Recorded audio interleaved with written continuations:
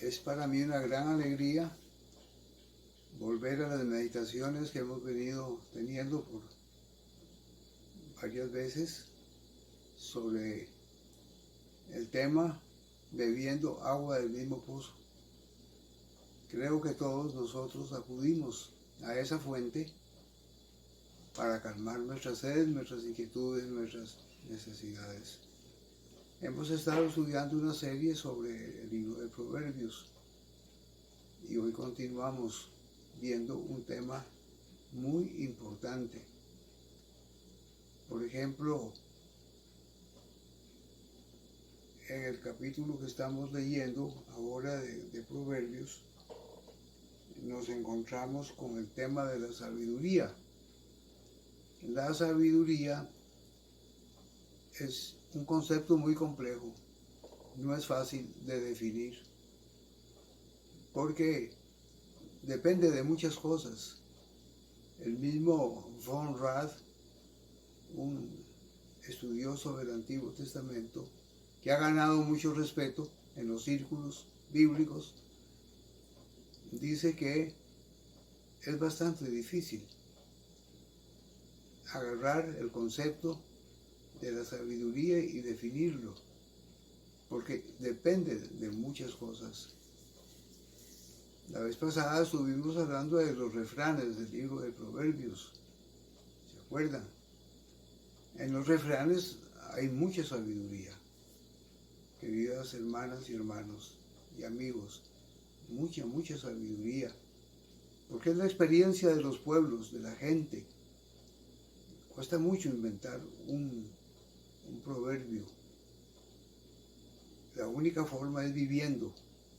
Y la sabiduría se da viviendo, se da en el camino. Por ejemplo, Roque Barcia, un filólogo y estudioso de los idiomas, dice que la palabra sabiduría, cree él, se deriva del sustantivo sabor. Es lo que sabe, es lo que se ha vivido, es lo que se ha experimentado. No se trata aquí de una biblioteca de libros a los cuales uno acude, como yo, para poder leer y estudiar y hablar con ustedes. Es fruto del conocimiento, de lo que se vive. Y muchos de los libros van en esa dirección. Por ejemplo, se habla mucho en el libro de Proverbios de las plañideras, de las personas que lloran, de las personas que se dedican a eso como una profesión. Bueno, en los libros del Antiguo Testamento se habla mucho de la sabiduría expresada por medio de las plañideras, de las que lloraban profesionalmente, tenían su escuela. Voy a leer el pasaje aquí en Jeremías 9:17. Es el único pasaje en todo el Antiguo Testamento donde se habla de este tema de las plañideras. Usted puede buscarlo. Dice así: así dice Yahvé de los ejércitos: convoquen a las plañideras, que vengan, envíen por las expertas en llanto, que vengan, que se den prisa y eleven lamentos por nosotros, para que nuestros ojos viertan lágrimas y fluyan aguas en nuestros párpados. Porque el grito de lamento se escucha desde Sión, que dice así: nos han despojado, hemos sido avergonzados en gran manera, pues dejamos el país y derribaron nuestras tiendas. Por tanto, presten atención, oh mujeres, a la palabra de Yahvé, y sus oídos admitan el hablar de su boca. Enseñen lamentos a sus hijas y cantos fúnebres cada una a su compañera, porque ha subido la muerte por nuestras ventanas, ha penetrado a nuestros palacios para dar muerte a los niños de las calles, a los jóvenes de las plazas, porque así dice Yahvé: como estiércol caerán los cadáveres de los hombres en la faz del campo, y como pasto tras el segador, y no habrá quien los juntes. Así dice Yahvé: no se gloríe el sabio en su sabiduría, ni el valiente se gloríe en su valentía, ni se gloríe el rico en sus riquezas. Más bien, gloríese en esto el que se gloría, el que comprende y me conoce, en que yo soy Yahvé, que tengo misericordia y justicia en la tierra. En estas cosas mi agrado, declara el Señor. No en vano a Jeremías se le llama el llorón del Antiguo Testamento. Es que era muy difícil ver lo que estaba pasando al interior del pueblo de Israel, no por ignorancia, sino por la dureza de su corazón. Entonces, la experiencia, la vida, el dolor, hace que esos hombres escriban muchas cosas que a nosotros nos parecen extrañas. Yo creo que cuando se escriba más adelante la historia de Costa Rica y del mundo entero, no se podrá dejar de hablar y de contar todo lo que pasó con coronavirus 19. No se podrá tapar con un dedo. Los estragos son enormes, enormes. Y ustedes verán cómo los historiadores, los que escriben, los que recogen todos los datos, van a referirse a este tema de una u otra manera.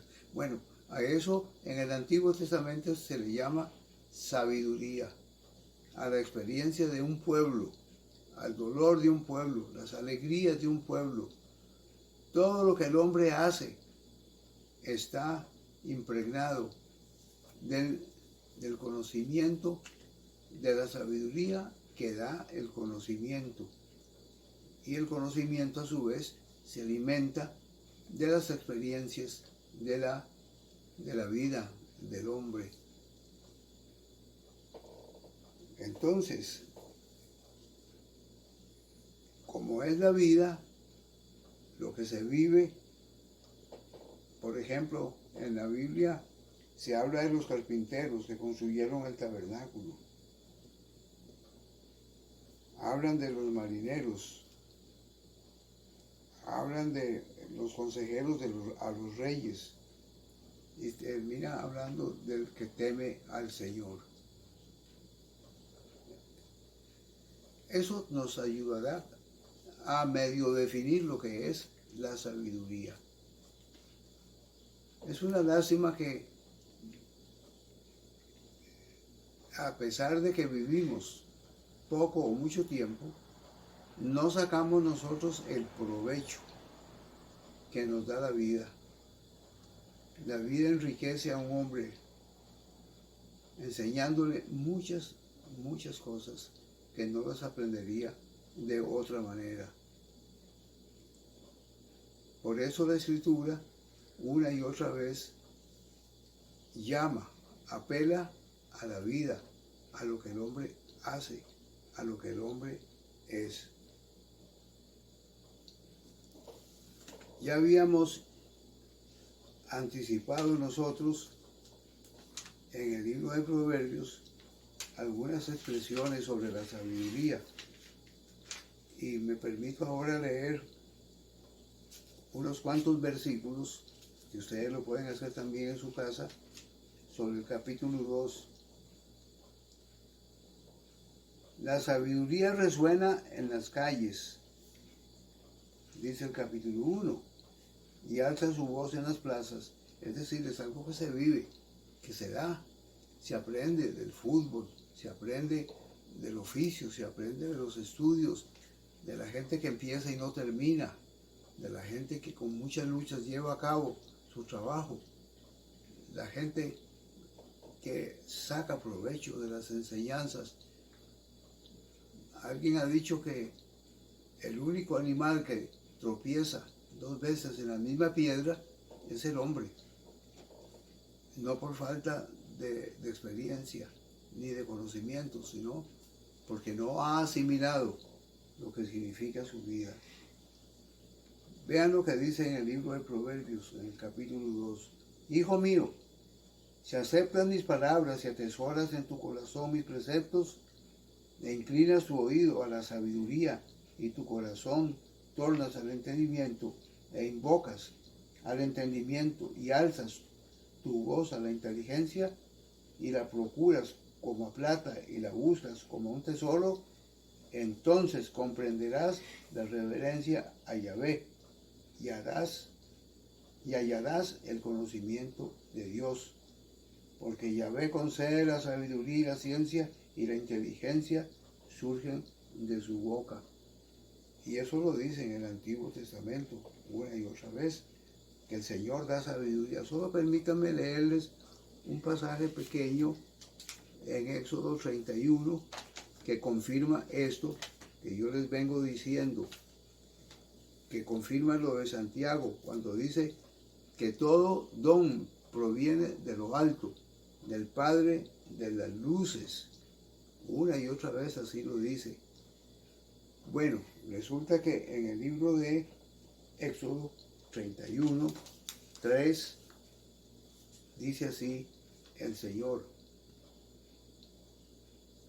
mira que he llamado por nombre a Bezaleel, hijo de Ur, de la tribu de Judá, y yo le he llenado del Espíritu de Dios con destreza, con inteligencia, con conocimiento y con toda capacidad artesanal, para instruir en labores artesanales y para trabajar en oro, en plata, en bronce, en el tallado de piedras para engastarlas, con el labrado de maderas, para llevar a cabo todo tipo de labores. Aquí claramente se dice que Dios ilumina a los hombres que inventan. Es una maravilla cómo la mente va trabajando.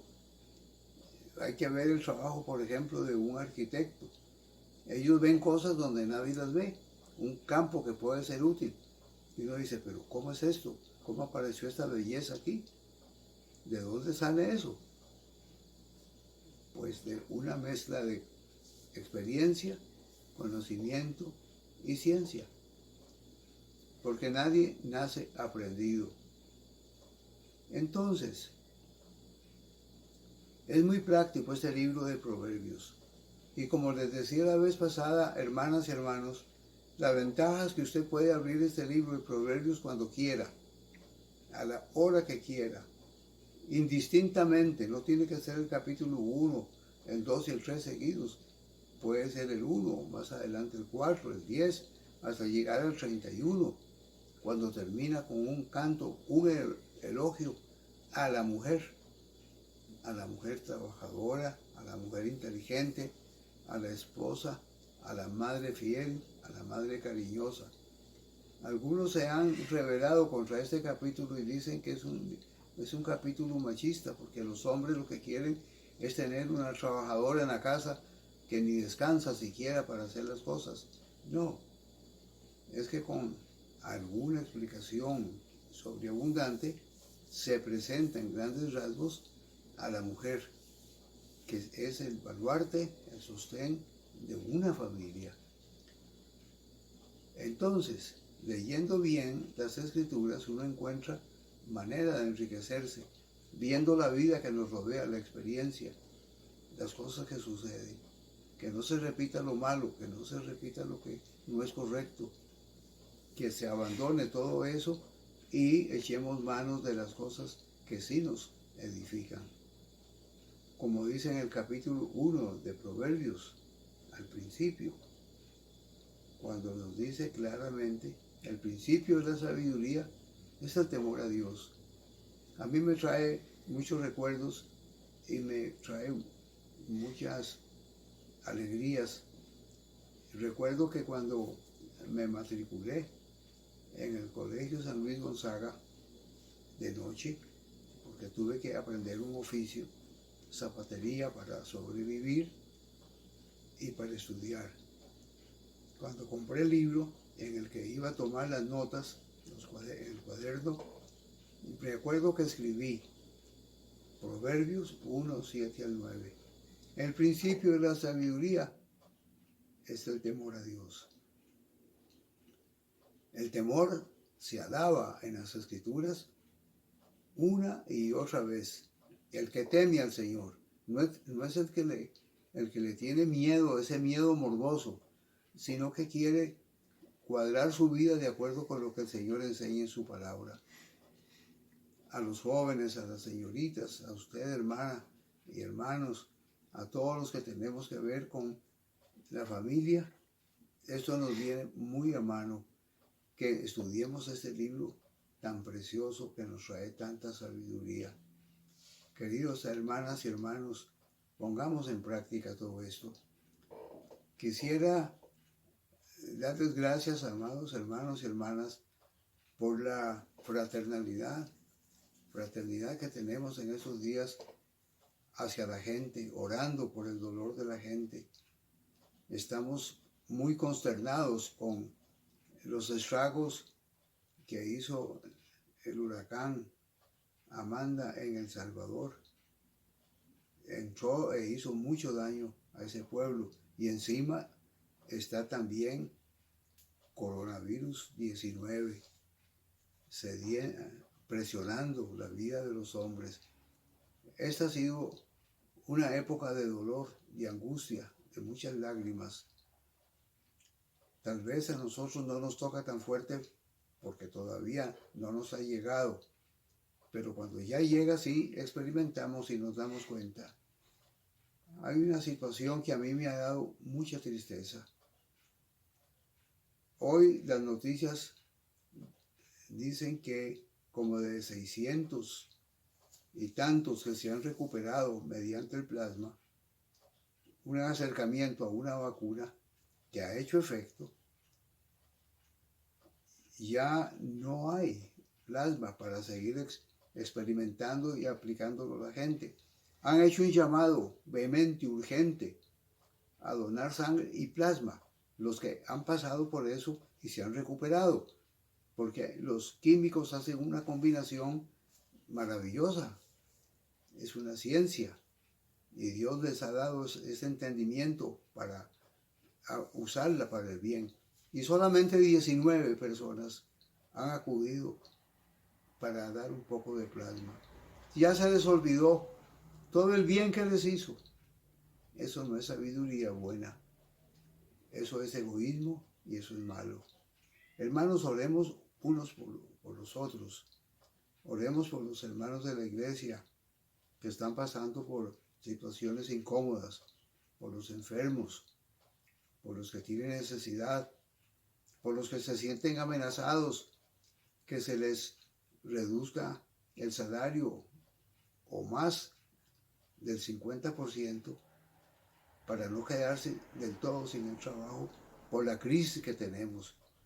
Oremos unos por los otros, oremos por los hermanos de la iglesia. El domingo en la escuela dominical que tuvimos por medio de Zoom, nuestra hermana Yuri nos contaba y nos pedía que oráramos por la reducción del trabajo, por falta de dinero, porque no hay recursos en el colegio que ella enseña. He orado todos estos días por ella, por su familia y por muchas otras personas que están pasando por situaciones tremendas. La secuela que va a dejar esta plaga económica y socialmente no la podemos calcular. ¿Qué podemos hacer? Seamos solidarios, amémonos unos a otros, oremos para que el Señor supla nuestras necesidades. ¿Cuándo se van a abrir los templos? No sabemos. Yo creo que van a pasar muchos meses más. Vienen días difíciles, como dice aquí el libro de Jeremías. Oren, lloren, lamenten por las cosas que van a venir. El pueblo de Israel se rebeló contra Dios. Y no es que Dios es vengador y que se goza y está feliz viendo a la gente sufrir. Es una ley muy sencilla, causa-efecto, que Pablo le expresa de una manera: lo que el hombre siembra, eso cosechará. Oremos un momento. Padre, te pedimos que nos tomes en tus manos y nos bendigas.